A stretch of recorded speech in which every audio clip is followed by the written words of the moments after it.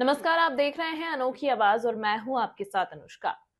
मुख्यमंत्री डॉक्टर मोहन यादव आज विधानसभा परिसर पहुंचे, जहां उन्होंने आचार्य श्री विद्यासागर महाराज की प्रथम समाधि स्मृति दिवस कार्यक्रम में शामिल हुए। इस कार्यक्रम में आचार्य विद्यासागर महाराज के जीवन पर आधारित 25 किताबों का विमोचन भी किया। इस मौके पर मुख्यमंत्री डॉक्टर मोहन यादव ने आज के दिन को हर साल स्मृति दिवस के रूप में मनाने की घोषणा की। इसी के साथ उन्हें लोक संत की मान्यता भी दी। मुख्यमंत्री डॉक्टर मोहन यादव ने कहा कि आचार्य श्री विद्यासागर महाराज के जीवन से हम सभी को बहुत कुछ सीखने को मिलता है। उन्होंने स्वास्थ्य के क्षेत्र में, सामाजिक कार्यों के क्षेत्र में एक बड़ा काम किया है, जिसके लिए उन्हें हमेशा याद रखा जाएगा।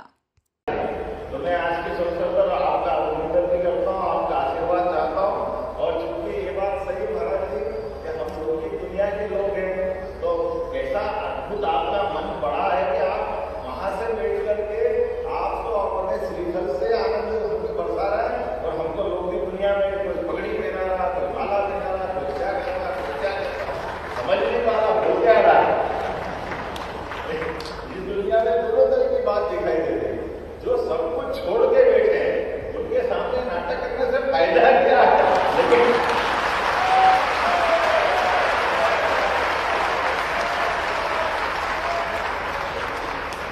लेकिन हमने जो प्रारंभ में कहा कि हमारे साधु संत नहीं है, ये जीवित देवता है।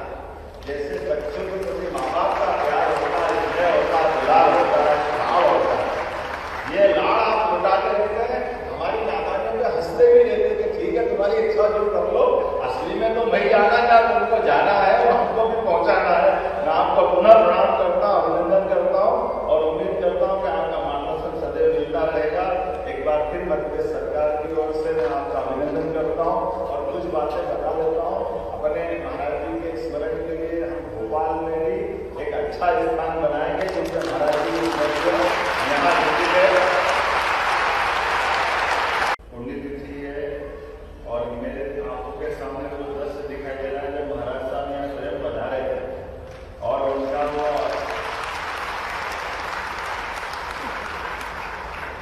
अलौकिक व्यक्तित्व ऐसा लग रहा था कि साक्षात देवता हमारे बीच पधारे हुए आनंद में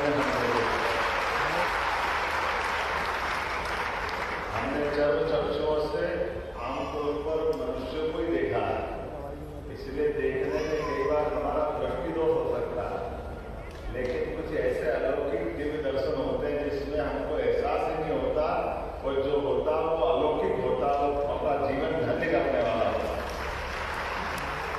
मैं नेमावली गया था, वहां भी महाराज जी के दर्शन किए, उनका सानिध्य पाया। मैं उस समय शिक्षा मंत्री था और बाकी जीवन तो डोंगरगढ़ में महाराज जी जब हमारे बीच में चले गए तो मैं वहाँ भी अपनी आस्था, मन में विश्वास लेके और महाराज जी का वैसे तो हमारे जैन दर्शन में और सनातन दर्शन में जीवन का कोई हिस्सा पवित्र आत्मा के साथ केवल आवागमन के रिश्ते वाला ही है। इसको इस प्रकार से देखते हैं कि जैसे वस्त्र बदलते हैं ऐसे शरीर बदलते हैं। तो कौन कह रहा है कि महाराज जी हमारे बीच में नहीं है? महाराज जी हमारे बीच में, हमारे आसपास। हमको केवल स्मरण करने की देर है, केवल हमको देखने के आंखों को अपने दृष्टिकोण से केवल मन की आत्मा से देखने की है। शरीर के तरीके से देखेंगे तो हमको दिखाई नहीं देगा।